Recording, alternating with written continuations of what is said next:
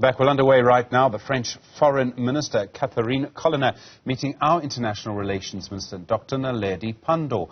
Tomorrow, high-level delegations from both Denmark and the Netherlands are due to be here. And over the last 3 months or so, you may have noticed there's been a really high number of state visits to South Africa. People from diverse places such as Finland, many other places coming through to Pretoria. Roland Henwood is a lecturer in the Department of Political Sciences at the University of Pretoria. Roland, good afternoon to you. It's really a parade of people, so many of them from European countries to South Africa.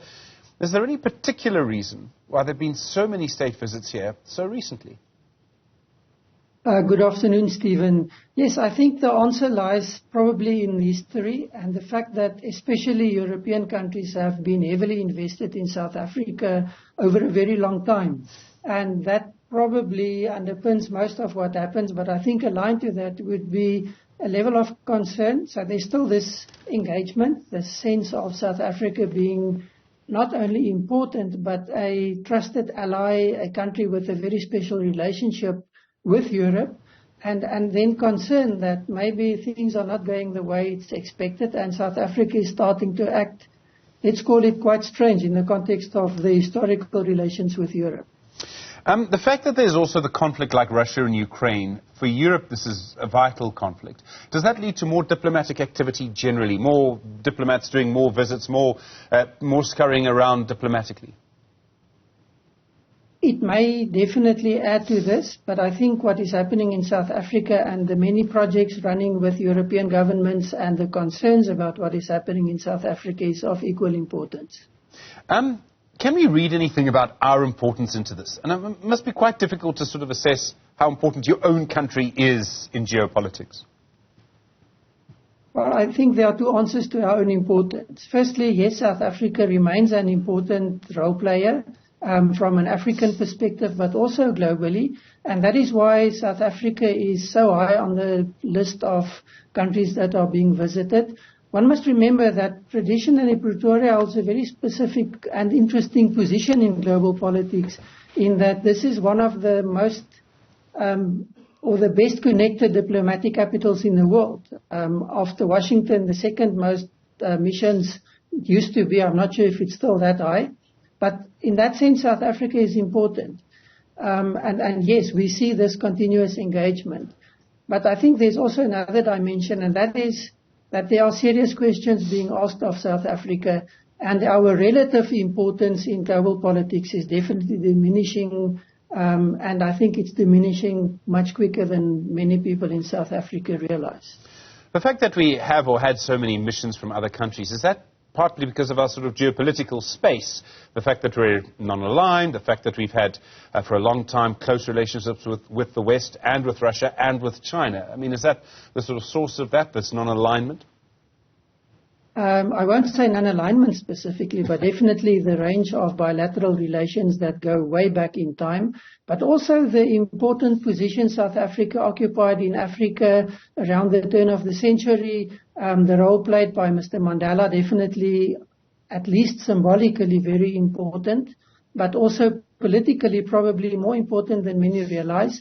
And then the fact that South Africa is a key partner to so many countries, is economically quite important and influential in Africa. All of these contribute to shaping what South Africa is and what South Africa can be regionally, continentally, but also in a global context.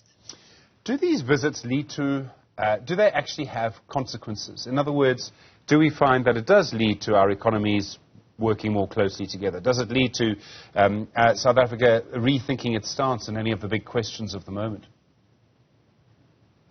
I would be careful to say it has no importance and no significance and no direct consequences. But again, I think with the gap opening between government and private sector business in general, probably that may not be that direct.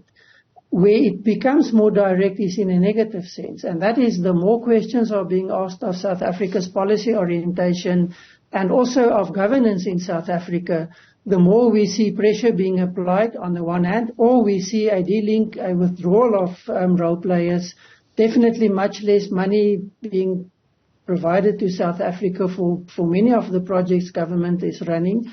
And that is going to have a negative impact in the short to medium term, definitely. So there are different elements to all of this, because now, of course, over the weekend we had the African Peace Mission to Russia and Ukraine.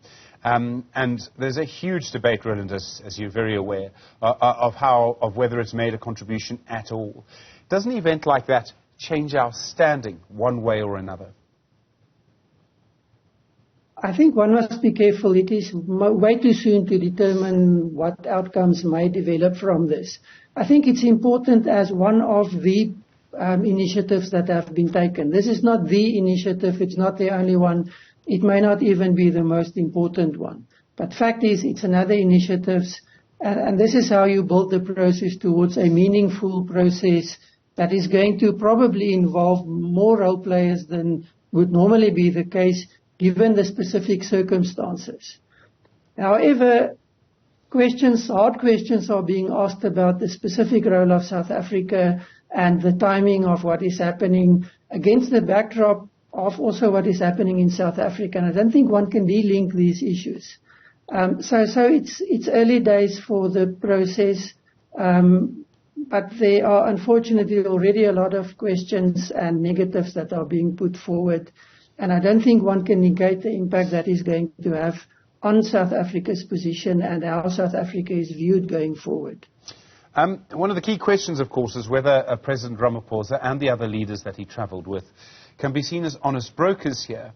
And one of the questions that leads to is whether people believe that we're helping Russia or not. And that takes us, I think, to the Lady R issue. This is, of course, the vessel, the Russian vessel that docked at Simonstown. And the question then becomes, and Roland, I'm oversimplifying this hugely, there are many other factors, but the question then becomes, were any South African weapons loaded onto the Lady R? Now, the presidency and the president has instituted a 3-person panel, but also said that the terms of reference, the evidence given to the panel, and the conclusions will be kept secret.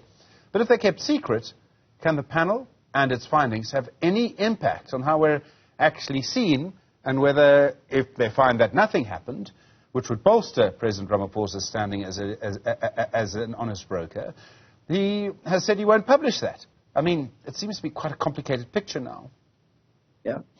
I think one of the lessons we have to learn again as South Africa, following on this weekend and the scenario that you provide, is that communication is key. And we are messing it up very badly from a South African perspective. And the challenges of the different role players involved seem to be out of touch with each other. And then the way in which communication seems to be sanitized at stages in this process. You can't do that in the world we're living in. Everything is open, everything is visible. There are so many sources of information. And this clouds the issue. And I think the way in which South Africa acts and communicates is key. And keeping a very important issue such as that of Lady R secret either indicates you have something to hide, or you don't know what's happening and you can't vouch for what is happening, or that there's malicious intent. A constitutional democracy that South Africa purports to be simply cannot accept and allow that way of dealing and engaging with such an issue. And then you go to the external environment where so much is at stake. Relationships with many countries are under pressure, and rightfully then the questions being asked of the South African government, where do you stand and what are you actually intending to do?